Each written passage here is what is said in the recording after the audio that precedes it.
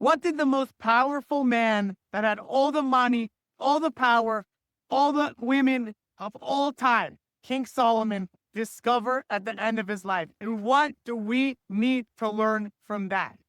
King Solomon had the most power, the most money, the most women. He had everything that a person can want on the surface.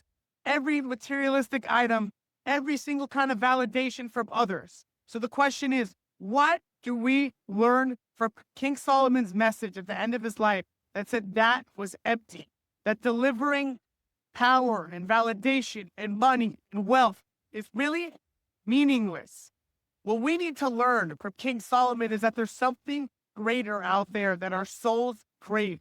That just money and power and wealth and validation from others is not enough.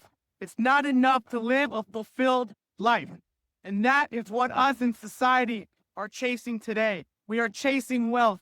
We are chasing power. We're chasing validation. We're chasing social status and physical possessions. So if King Solomon, one of the greatest human beings of all time, they say he was the wisest man of all time, what are we supposed to learn that is not the recipe for a meaningful life?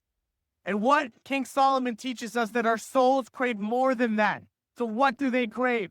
Instead of a life of seeing everyone as your competition, of trying to rise to the top, to achieve the most, to attain the most possessions, the highest status, instead of seeing everyone around you as competition, we need to see those around us as a chance to ascend, to a chance to help grow, impact those around us. If we spend our lives just being in competition with everyone, trying to attain the most power and the most wealth and the most validation, then we can't really see others around us for what they are. They're just other souls. They're other souls that we need to try to impact, to give, to show kindness to see not as our competition, but as our allies. And that is a recipe for a meaningful life, a life of giving, a life of inner growth, a life of inner peace, how we achieve peace of mind, how we achieve meaningful relationship, how we achieve progression in ourselves.